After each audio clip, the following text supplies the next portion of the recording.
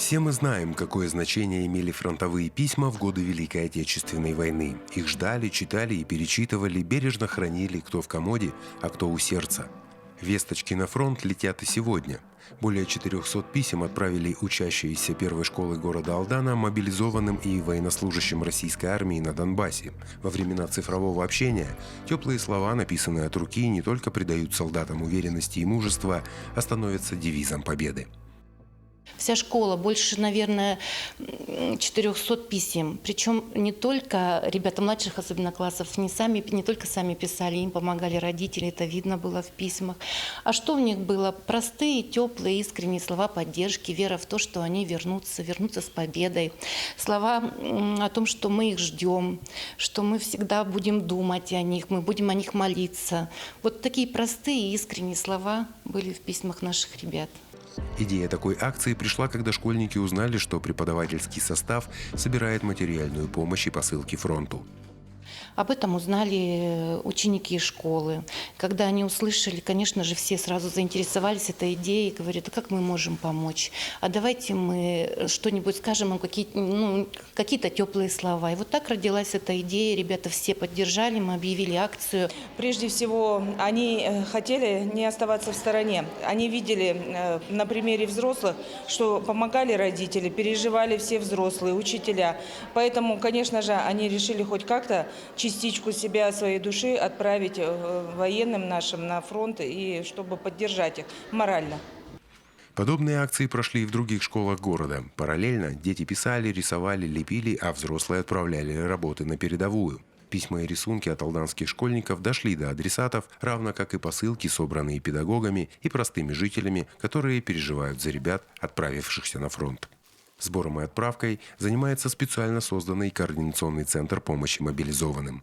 Вы знаете, несут как какие-то большие крупные организации, так и физические лица, и их настолько много. Иногда люди приносят коробку, просто семьей приходят, прям с детками, бабушки, мамы приносят и просто от души на самом деле делятся и как бы желают просто скорейшей победы. И с такими добрыми, открытыми сердцами приходят люди, делятся, правда, иногда до слез. Они даже иногда рассказывают, свою мотивацию открывают. И, честно говоря, это очень-очень касается, потому что, на самом деле, это так благородно. При центре работают психологи, которые днем и ночью помогут развеять страхи и поддержать в трудную минуту. Страх, конечно же, у людей. И больше всего страх за своих близких и за то, что происходит. В основном по телефону у нас обращение проходит. Помощь отмечают в военкомате. Представители от координационного центра присутствуют на каждой следующей отправке мобилизованных и передают им собранные медикаменты, теплые вещи, продукты.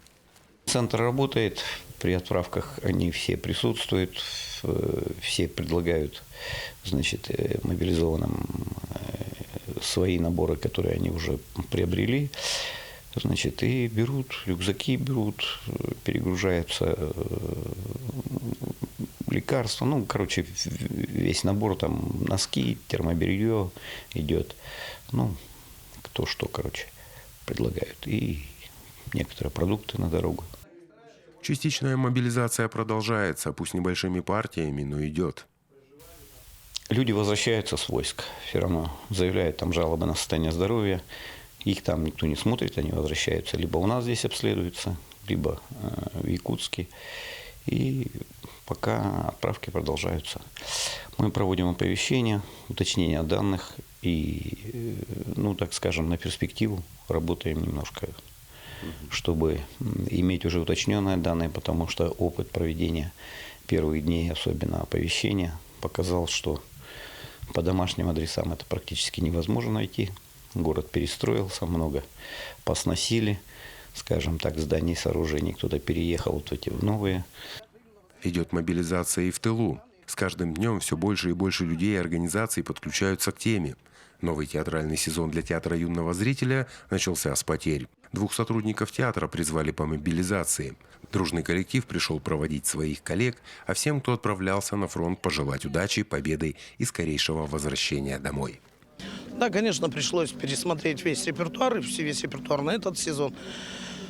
Дело в том, что у нас уходят 2 бойца. Сегодня вот мобилизованный уходит 1, и вечером добровольно уходит 2.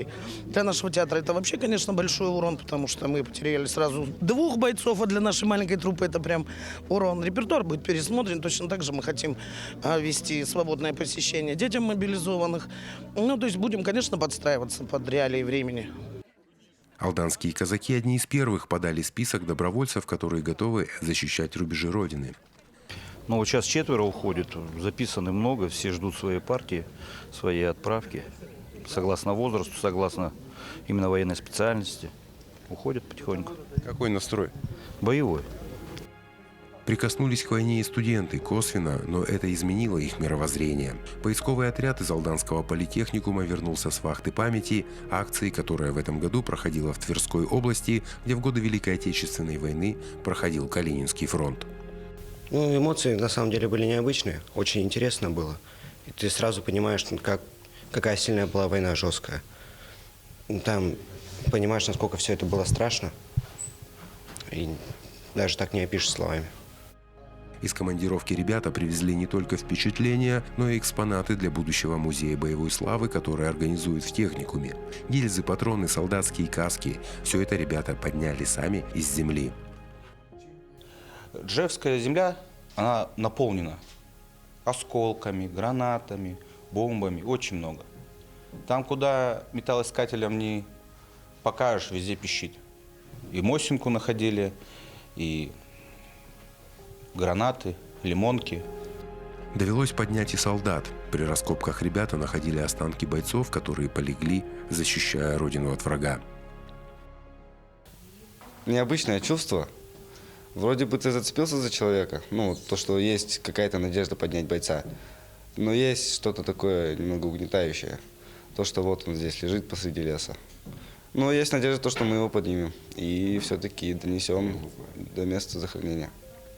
В результате раскопок было извлечено более 450 погибших. Вообще в результатах этой поисковой экспедиции 28 из них были идентифицированы, в том числе 3 человека, 3 останков, которые раскопали наши ребята. Бесспорно, что участие в акции «Вахта памяти» оставило неизгладимый отпечаток в сердцах студентов и изменило их отношение ко многим вещам. Ребята еще находились там, и вместе с тем мы получали благодарности от организаторов «Вахты памяти», от организаторов места проживания и непосредственно тех мест, где велись раскопки, о том, что ребята работают прежде всего слаженно, друг друга поддерживают, друг другу помогают тут же и другим отрядам. И при этом не возникает каких-либо вопросов, если необходимо что-то сделать, скажем так, какую-то работу, да, которая вроде бы напрямую и не касается всех вот этих действий. Поэтому это, конечно, отрадно, вот, но вместе с тем хочется сказать, что, наверное, тоже это так неспроста. Потому что вот занимаясь юноармейским движением, да, на это настроено, вот, что, во-первых, парни – это будущие мужчины, у них должна быть ответственность за родину, за семью, за друзей. И вот там, вот, по крайней мере, мы видим, что это как раз все и проявилось. Интерес к истории, военному делу проявляется и среди школьников. Их все больше вступает в ряды юноармейского движения или его подразделений.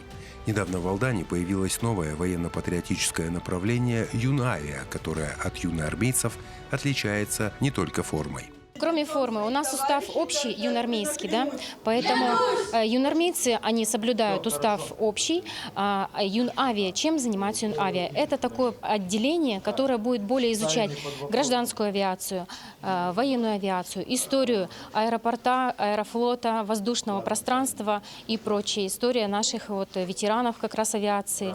Ну и вообще в юбилейный год алданского авиапространства это очень значимо для нас. Мы будем работать над этим, у нас дети будут заниматься авиамоделированием. В алданском отряде юных авиаторов 24 человека, 6 из которых опытные юноармейцы. Вновь вступившие в ряды принесли присягу и получили погоны. Примерить ношу помогли офицеры МЧС и полиции. Стоит отметить, что появление подразделения «Юнавиа» способствовали сами юноармейцы. Выбор направления окончательно утвердился после посещения ребятами в июне этого года космодрома «Восточный». Наши девчонки после поездки на космодром, именно они предложили выбрать это направление «Юнавиа». Ну, не знаю, как перспективное, наверное, или просто у нас девчонки любят летать. Да, я им, правда, не обещал, что мы полетим, но мы рассматриваем это в процессе. А так, в принципе, да, действительно, им принадлежит идея. Мы решили поддержать. Вот съездили на космодром. Дальше в перспективе мы хотим попасть все-таки в высшее учебное заведение именно с летной направленностью. Ну и у нас уже есть ребята, которые поступили в этом году именно в летное училище. Мир стремительно меняется, и во многом происходят исторические события.